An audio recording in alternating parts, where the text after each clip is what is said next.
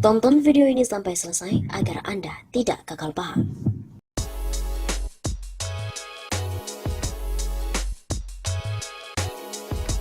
Kekuasaan Jokowi hampir menemui ajal. Kekuasaan Joko Widodo hampir menemui ajal karena sudah tidak mendapat kepercayaan rakyat. Demonstrasi di berbagai daerah menunjukkan Indonesia sudah tidak punya presiden lagi. Kekuasaan Jokowi ini hampir menemui ajal. Rakyat sudah tidak percaya lagi pada penguasa. Begitu kata pengamat politik Muslim Arbi kepada redaksi Suara Nasional pada hari Senin 26 Oktober. Menurut Muslim, pemerintahan Jokowi berupaya menutupi ketidakpercayaan rakyat dengan mengerahkan lembaga survei dan juga buzzer. Saat ini, media mainstream sudah berani mengkritik terbuka Jokowi. Survei Kompas menunjukkan rakyat sudah tidak percaya pada pemerintahan Jokowi. Paparnya, kata Muslim lagi, para pendukung Jokowi juga sudah menyatakan kritik terbuka pada penguasa. Walaupun baru sadar atas kelakuan Jokowi yang sudah umbar-umbar janji, tetapi para pendukung Jokowi yang sadar bisa menjadi pemicu ketidakpercayaan secara masif pada para penguasa saat ini. Jelas Muslim. Selain itu, ia juga mengatakan kekuasaan Jokowi harus merespon aspirasi rakyat agar tidak menemui ajal. Hal itu harus segera merespon tuntutan rakyat dalam penerbitan Perpu untuk membatalkan Undang-Undang Omnibus Law Cipta Kerja. Begitu pungkas Arbi. Pihak istana pun tidak marah ataupun membantah menyikapi hasil-hasil survei yang menyebutkan bahwa kepercayaan rakyat pada Presiden Jokowi menurun. Pemerintah pun menerima hal tersebut dengan lapang dada. Indikator politik Indonesia yang dipimpin oleh Burhanuddin Muhtadi merilis hasil survei. Hasilnya kepuasan masyarakat terhadap kinerja Jokowi menurun menjadi 66,5%. Turun dibandingkan hasil survei pada bulan Februari yang angkanya menyentuh 69,5%. Juru bicara Presiden Fajrul Rahman mengatakan Jokowi menghargai hasil survei indikator politik. Meski turunnya hanya 3%, penurunan ini akan melecut semangat Presiden untuk meningkatkan kinerjanya. Kata Fajrul lagi, Presiden juga akan terus berupaya melakukan reformasi birokrasi. Apalagi sukses tidaknya membangun sistem ini responsif, sangat dipengaruhi partisipasi oleh publik. Makanya istana juga mendorong partisipasi publik untuk melakukan reformasi birokrasi yang konstruktif dan berprinsip pada kepentingan umum.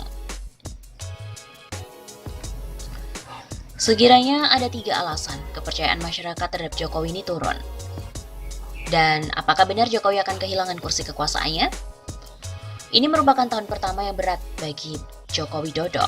Mantan pengusaha itu terpilih kembali sebagai presiden pada tahun lalu, tahun 2019, tapi hanya beberapa bulan memasuki masa jabatan keduanya, dia pun harus berhadapan dengan pandemi COVID-19. Beberapa bulan kemudian, Jokowi menjadi sasaran kritik keras atas keputusannya dalam mendukung pengesahan Undang-Undang Sapu Jagat Cipta Kerja yang cukup kontroversial. Banyak aksi demonstrasi untuk menentang pemerintahan Jokowi dan telah berkembang di seluruh Indonesia. Para pengunjuk rasa berasal dari berbagai kalangan masyarakat termasuk mahasiswa dan juga kelompok kerja. Beberapa survei mengenai kinerja Presiden pada tahun pertama, termasuk yang dikeluarkan oleh media terkemuka harian Kompas, menunjukkan bahwa kepercayaan publik terhadap Jokowi ini menurun. Survei Kompas menunjukkan persentase orang-orang yang puas dengan kinerja Jokowi turun menjadi kurang dari 40% pada Oktober. Angka tersebut jauh lebih rendah dibandingkan pada masa jabatan pertamanya ketika kepercayaan publik mencapai lebih dari 70%. Maka, ini akan melihat 3 ulasan utama meningkatnya kekecewaan publik terhadap Jokowi. Yang pertama adalah gagal melindungi masyarakat Indonesia dari COVID-19. Setelah mengumumkan kasus COVID-19 pertama pada 2 Maret 2020, Indonesia pun menjadi negara dengan angka kematian tertinggi di Asia Tenggara.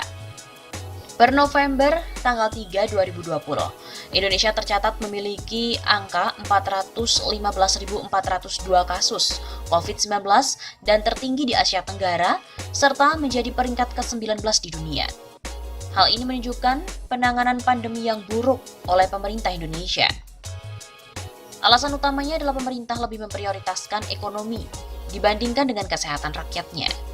Alih-alih mengalokasikan sumber daya ke sektor kesehatan ketika virus pertama kali menyerang Indonesia pada Maret, pemerintah malah justru memutuskan untuk mengalokasikan hampir 300 miliar rupiah di sektor pariwisata untuk menangkal dampak negatif dari wabah virus corona. Inisiatif yang bertujuan untuk menarik lebih banyak turis asing akhirnya ditunda karena tekanan dari masyarakat. Sementara negara-negara lain berhati-hati dalam mengambil keputusan untuk menangani COVID, Indonesia justru sebaliknya. Ketika negara-negara seperti Vietnam dan Singapura yang mendapat pujian atas penanganan COVID-19, mereka telah memberlakukan aturan ketat untuk melindungi rakyatnya. Sebaliknya, pemerintah Indonesia justru hanya memikirkan agar aktivitas ekonomi tetap berjalan normal. Dalam keputusan yang kontroversial, Kementerian BUMN meminta karyawannya yang berusia di bawah 45 tahun untuk tetap kembali bekerja di kantor pada 25 Mei. Kebijakan tersebut merupakan bagian dari upaya melonggarkan kebijakan lockdown parsial, terutama untuk sektor bisnis. Pemerintah juga mengizinkan 500 pekerja Cina untuk masuk ke Indonesia guna melanjutkan pekerjaan proyek Cina. Keputusan ini menurut Menko Bidang Investasi dan Maritim Luhut Binsar akan membantu pemulihan ekonomi negara. Semua keputusan tersebut dilakukan saat Indonesia tidak memiliki kemampuan yang cukup untuk menangani COVID-19. Sampai hari ini pun Indonesia masih memiliki fasilitas dan staf medis terbatas untuk menangani pasien. Indonesia juga masih belum dapat melacak individu yang terinfeksi secara akurat. Hal ini ditunjukkan dengan sering terjadinya perbedaan data antara pusat pemerintah dan juga pemerintah daerah. Pelaksanaan tes COVID di Indonesia juga telah banyak dikritik, dan tenaga medis masih belum mendapatkan perlindungan yang memadai. Banyak dari mereka meninggal karena tidak mendapatkan perlindungan yang cukup oleh pemerintah. Tapi tidak ada data pasti berapa banyak jumlahnya. Ironisnya, meski upaya penyelamatan ekonomi dilakukan dengan mengorbankan kesehatan masyarakat, ekonomi Indonesia tetap tak terselamatkan akibat hantaman pandemi. Yang kedua adalah gagal mendengarkan keprihatinan masyarakat. Selain gagal melindungi masyarakat dari COVID-19, Jokowi juga gagal mendengarkan tuntutan rakyat. Pertama, Presiden belum mendengarkan imbauan dari organisasi agama dan kelompok masyarakat sipil untuk menunda pilkada.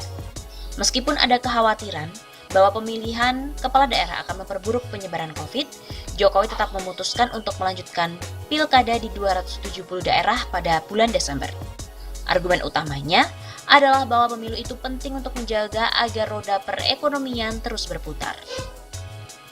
Namun beberapa berspekulasi bahwa keputusannya didorong oleh fakta bahwa putranya Gibran dan juga menantunya Bobi mencalonkan diri untuk posisi wali kota di Solo, Jawa Tengah dan Medan, Sumatera Utara. Menunda pemilu hanya akan mengurangi peluang mereka untuk menang. Kedua, karena Jokowi menutup telinga atas tuntutan masyarakat untuk menghentikan pengesahan RUU Cipta Kerja. Sebaliknya, dia dan juga anggota parlemen malah diam-diam mengeluarkan undang-undang yang dikritik karena mengorbankan tenaga kerja dan lingkungan demi mengutamakan kepentingan investor. Masyarakat dari semua lapisan turun ke jalan meminta pemerintah mencabut undang-undang itu, namun mereka justru mendapatkan serangan gas air mata oleh angkatan bersenjata. Kemudian alasan yang ketiga adalah mengkriminalisasi kritik. Yang membuat keadaan menjadi lebih buruk adalah pemerintahan Jokowi telah mengambil langkah-langkah tidak demokratis untuk membungkam para pengkritiknya. Beberapa bahkan telah ditangkap. Salah satunya adalah Raffio Patra, peneliti independen dan juga pemerhati pengelolaan data serta informasi pemerintah yang ditangkap atas tuduhan menyebarkan informasi palsu setelah mengkritik pemerintah di Twitter. Pemerintah juga berencana untuk menutup akun media sosial yang mengkritik pemerintah dan mencapnya sebagai penyebar hoax. Tidak hanya itu, pemerintah juga memutuskan untuk menghukum siswa yang terlibat dalam aksi demonstrasi, menentang Omnibus Law, dan juga mempersulit pembuatan SKCK, serta diberikan catatan khusus dalam surat keterangan tersebut. Lalu apa langkah selanjutnya? Dengan penjelasan tadi, kami berpendapat bahwa Jokowi harus memikirkan kembali bagaimana ia harus menangani COVID-19 dan juga protes publik. Jika tidak, kemungkinan yang akan dihadapi reaksi keras dari masyarakat, dan mungkin akan membuat dirinya kehilangan posisi sebagai presiden. Respon keras dan represif dari pemerintah terhadap kritik publik diperkirakan akan menimbulkan kondisi yang tidak menguntungkan bagi Jokowi. Jokowi harus belajar dari sejarah, terutama dari kejatuhan Presiden Soeharto pada tahun 98 setelah mendapat penolakan keras dari rakyat. Hari ini, Jokowi menghadapi situasi yang mirip dengan hari-hari terakhir Soeharto tahun 98. Demonstrasi anarkis menentang kepemimpinannya yang semakin meluas dengan krisis ekonomi. Jokowi harus mengambil langkah konkret untuk mulai mendengarkan protes dan tuntutan rakyat, atau dia akan mengambil risiko kehilangan jabatan seperti Soeharto yang terpaksa mengundurkan diri menyusul protes besar-besaran oleh mahasiswa dan aktivis.